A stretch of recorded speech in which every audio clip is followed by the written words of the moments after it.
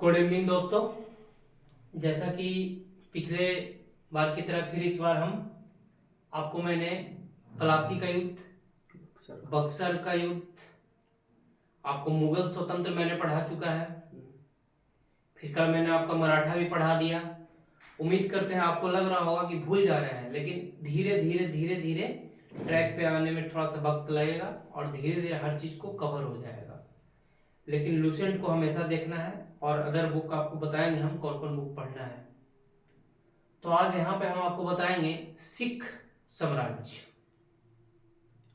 तो कल बताए थे हम कि जो कुछ ऐसे राज्य हैं मेरे भाई जो पूर्ण रूप से स्वतंत्र होकर बनते हैं, मुगल से ही स्वतंत्र होकर बनते हैं। यहाँ पे केंद्र में आपका मुगल रहता है, केंद्र में मुगल रहता है ना। हाँ। और कुछ विरोध के माध्यम से अस्तित्व में अपना आते हैं। जैसे कल मराठा का स्टोरी हम बताए थे। हाँ। याद आ रहा है कल वाला स्टोरी या नहीं? थोड़ा बहुत नहीं याद आ रहा है, एक दो का याद आ रहा। तो कुछ मतलब ये तो याद आ रहा है ना कि विरोध के माध्यम से आए थे। हाँ ये तो है। स्वतंत्र के माध्यम से आए थे।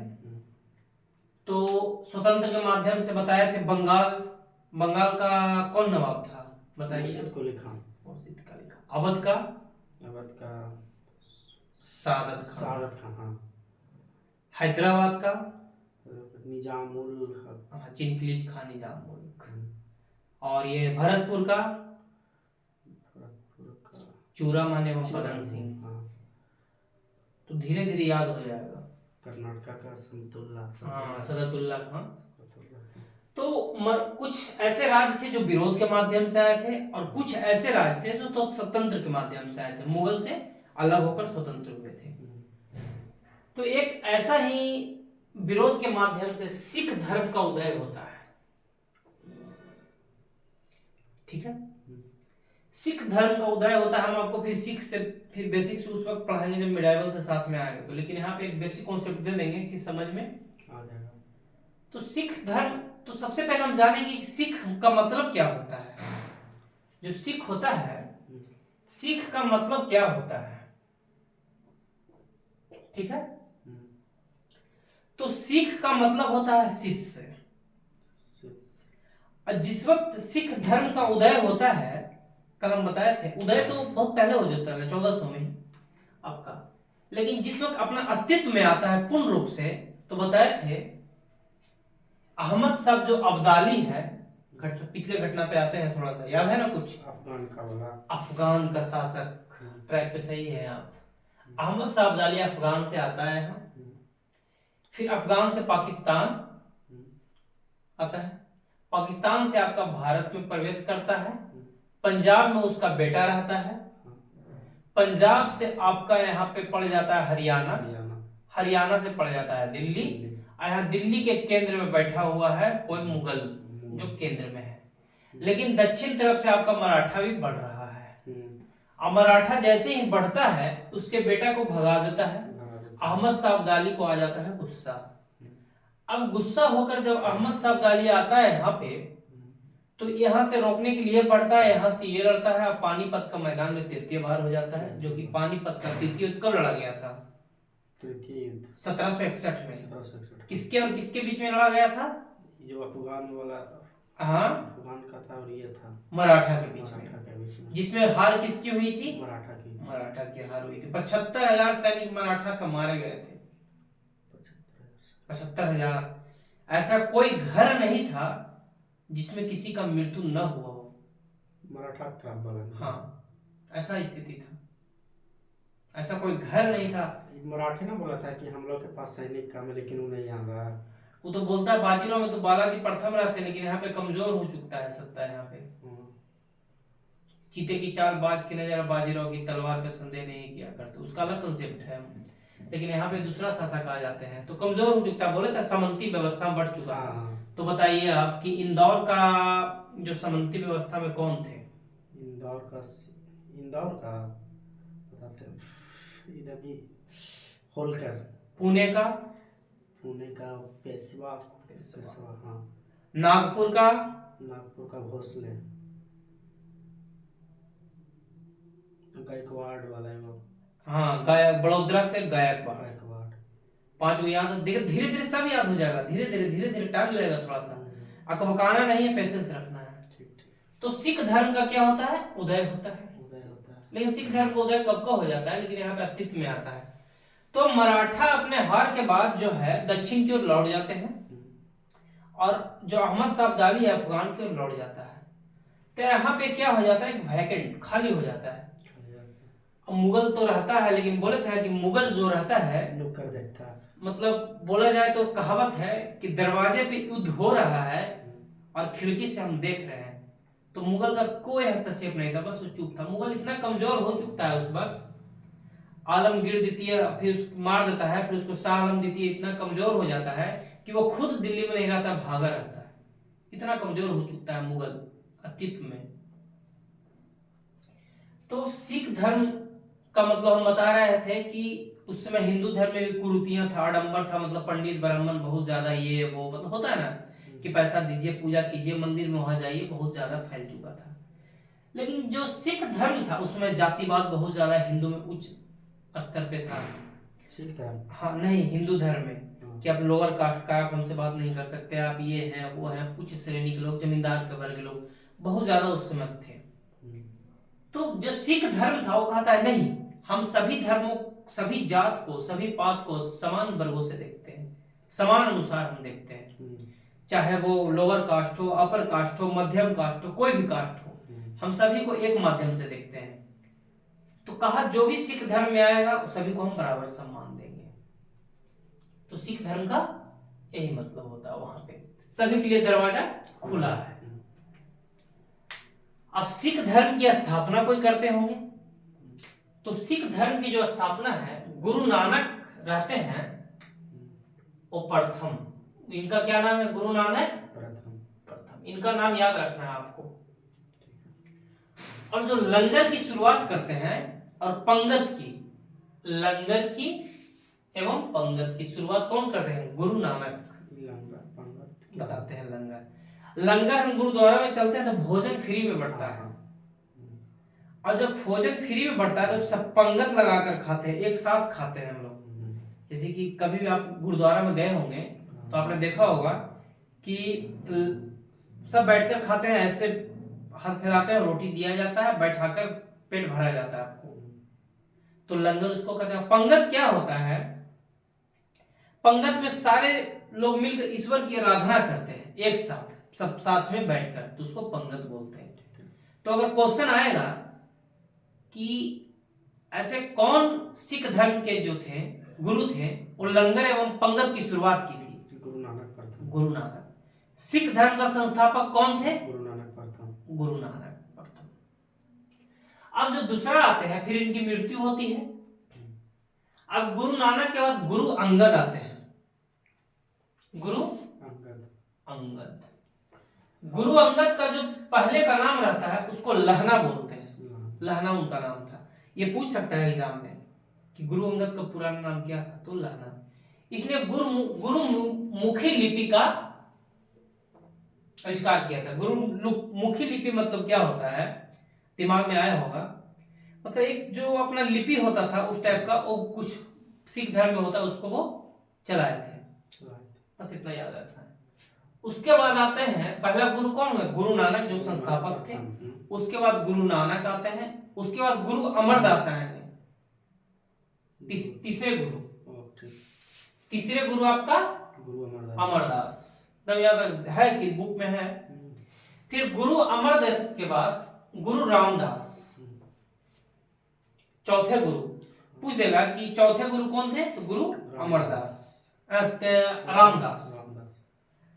यहाँ पे क्या होता है, अकबर इनको जमीन देता है और जलाशय का निर्माण करवाते हैं जल के लिए। हाँ, अकबर जो मुगल हम बताएंगे बाद में थोड़ा सा। अब इसके बाद आते हैं गुरु अर्जुन देव पांचवे। इसमें एक कहानी है, कहीं पूछ सकता है कि उस समय शासन में जहांगीर रहता है मुगल में। हम बताए थे ना, बाबर, हुमायूं, अकबर, जहांगीर, शाहजहां, औरंगजेब। उसके बाद बहादुर शाह जफर, बहादुर शाह आता है। उसके बाद आपका जहांदार शाह आता है, फरूख सियार आता है, याद आ रहा है? आता है ना? सब मुगल शासक बता रहे हैं हम। हाँ हाँ हाँ। उसके बाद फर्रुखसियार के बाद आपका मोहम्मद शाह आता है, फिर अहमद शाह आता है। फिर मोहम्मद शाह के बाद आलमगीर द्वितीय आता है, मोहम्मद शाह के बाद आता है ना, फिर शाह आलम द्वितीय शाह आता है, आता है, हाँ। आता है। हम्म। हाँ, तो याद रखना है। तो उसके बाद गुरु अर्जुन देव आते हैं। तो उस समय राजकुमार जो खुसरो रहता है, जहांगीर के शासन काल में राजकुमार खुसरो रहता है, वो अपना विरोध करते रहता है हमेशा अपने शासन के लिए। तो राजकुमार खुसरो की सहायता कौन कर देते हैं पता है? गुरु अर्जुन देव। ठीक है। अब ये जहांगीर को पता चल जाता है, तो जहांगीर भी जब राजकुमार जो खुसरो रहता है भागता है उधर लाहौर की तरफ, तो इसका जहांगीर भी अपने सैनिक से पीछा करवाता है। उसको पता चलता है कि गुरु अर्जुन देव ने इसकी मदद की है, तो ये गुरु अर्जुन देव को शहादत दे देता है, हत्या कर देता है। शहादत मतलब हत्या। हत्या। कौन? जहांगीर। जहांगीर। पूछ सकता है कि पांचवें गुरु को किस मुगल शासक ने शहादत दी थी? तो गुरु अर्जुन देव ने। अब जो छठे गुरु आते हैं वो गुरु हरगोविंद। हरगोविंद इसमें अकाल तख्त का निर्माण करते हैं, ये बताएंगे हम आपको। अब जो सातवें गुरु आते हैं उनका नाम रहता है गुरु हर्राय। ठीक है, थोड़ा बोर लग रहा होगा लेकिन थोड़ा सा कोई बात नहीं। अब आठवें गुरु का नाम है हरि किशन। गुरु हरि किशन। हरि किशन। और नौवें गुरु का नाम है गुरु तेग बहादुर। तेज बहादुर। तेग बहादुर। अब नौवें गुरु को औरंगजेब मार देता है, शहादत दे देता है। अब क्यों दे देता है? क्योंकि जो कश्मीर रहता है हमारा, कश्मीर में हिंदू लोग का धर्म परिवर्तन करवाते रहता है मुसलमान। मुगल शासक का कोई वजीर रहता है। अब जो सिख धर्म थे उनको धर्म की रक्षा करने के लिए जाते हैं कि नहीं भैया ये गलत है, धर्म परिवर्तन मत करवाइए, जो जो धर्म है उसको रहने दीजिए। क्योंकि जिस समय मुगल थे उसमें मुसलमान भी बहुत ज्यादा थे, सत्ता में था। तो फाइनली यही कसर को लेकर गुरु तेग बहादुर को हत्या कर देता है औरंगजेब। तो दो गुरु का हत्या हो गया है। एक गुरु अर्जुन देव, हाँ, जहांगीर जो किया, हाँ, और दूसरा गुरु तेग बहादुर को अर्जुन औरंगजेब मार देता है। अब 10वें जो गुरु है वो गुरु गोविंद सिंह। इनका जन्म पटना में होता है। ये जो गुरु गोविंद सिंह है ना, पटना सिटी में। हाँ, तो गुरु गोविंद सिंह का जन्मदिन मनाया जाता है। तो पूछ देगा कि आपका पहला गुरु कौन थे? गुरु नानक। अब अंतिम गुरु कौन थे? गुरु गोविंद सिंह। इसके बाद गुरु का मतलब सिस्टम खत्म हो जाता है, पैतृक खत्म हो जाता है। कहते हैं कि नहीं हमारे पास कोई गुरु नहीं है। लेकिन एक बंदा बहादुर आता है, वो गुरु नहीं रहते हैं। उनका नाम याद कर लेना, बंदा बहादुर। ठीक है ना? गुरु बंदा बहादुर। अब जो गुरु गोविंद सिंह रहते हैं उसने खालसा पंथ का और गुरु ग्रंथ साहिब लिखते हैं। गुरु ग्रंथ साहिब सिख जो धर्म में होता है ना, वही गुरु ग्रंथ साहिब बोलते हैं। जैसे कि गीता वगैरह है ना यहाँ पे, और ये बाइबल है, कुरान है मुस्लिम में, उसी तरह गुरु ग्रंथ साहिब है। अब ये जो गुरु गोविंद सिंह रहते हैं, खालसा, हाँ खालसा पंथ बताएंगे हम जब मिडाइवल से आएंगे ना, तो पता इसका थोड़ा सा डिटेल है। ठीक। कुछ ऐसा स्किप कर देंगे हम यहाँ पे, जब मध्यकालीन भारत आएंगे तो हम बताएंगे। अब जो गुरु गोविंद सिंह है जो 5 ककार अनिवार्य किए। 5 ककार के मतलब यहाँ पे बताते हैं। केस, कंघा, कृपान, कच्छा और कड़ा। केस, बोलिए मेरे साथ, केस, कंघा, कृपान, कच्छा, कड़ा। केस का मतलब जो सरदार रखते हैं, कंघा का मतलब कंघा लगाना अनिवार्य है, कृपान का मतलब जो पगड़ी बांधते हैं, कच्छा का मतलब जो लंगोटा पहनते हैं, कड़ा का मतलब जो है। तो 5 तरह का अनिवार्य किया था। अब इससे क्वेश्चन क्या क्या आएगा? अब इससे क्वेश्चन आएगा कि सिख धर्म के संस्थापक कौन थे? गुरु नानक प्रथम। किस गुरु को जहांगीर ने शहादत दे दिया था? गुरु अर्जुन देव। गुरु अर्जुन देव नंबर में कौन से गुरु थे? 5वां। अब और पूछेगा कि जो 5 प्रकार के ककार चलाए थे वो कौन से गुरु चलाए थे? गुरु गोविंद सिंह। 5 ककार क्या क्या था?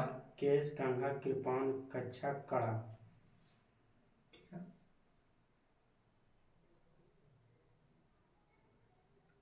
शुरू से गुरु का नाम बताइए। गुरु नानक, खाली नाम बताएं। गुरु नानक प्रथम, गुरु अंगद, गुरु अमरदास, गुरु रामदास, गुरु अर्जुन देव, गुरु हरगोविंद, गुरु हर राय, गुरु हरिकिशन, गुरु तेग बहादुर, गुरु गोविंद सिंह। देखिए हम एक बार फिर से रिपीट करते हैं आपको। पहला जो गुरु थे गुरु नानक, प्रथम। दूसरा गुरु अंगद, और जो तीसरा रहते हैं गुरु अमरदास, चौथे गुरु रामदास, पांचवें गुरु अर्जुन देव, छठे गुरु आपका हो जाते हैं हरगोविंद, गुरु हरगोविंद, यहां देखना है। सातवें गुरु हो जाते हैं हर राय, आठवें गुरु हो जाते हैं हरकिशन, नौवें गुरु हो जाते हैं आपका गुरु तेग बहादुर, और 10वें गुरु हो जाते हैं गुरु गोविंद सिंह। अब इससे क्वेश्चन यही बनेगा कि कौन ऐसे गुरु थे जिनको राजकुमार खुसरो की सहायता करने के कारण शहादत दे दिया गया था? गुरु अर्जुन देव। गुरु अर्जुन देव कौन से गुरु थे? केवल नंबर। इसी तरह का क्वेश्चन पूछेगा तो आपका सिख धर्म खत्म हुआ। कल आपका हल्का बताएंगे, जाट बताएंगे, आपका अफगान बताएंगे, और उसके बाद एक छोटा सा नादिर शाह का आक्रमण बताएंगे। उसके बाद यहाँ से खत्म हो जाएगा। उसके बाद यूरोपियों का आगमन से शुरू करेंगे हम। तो उम्मीद करते हैं सेशन समझ में आया होगा। बोल रहा है कि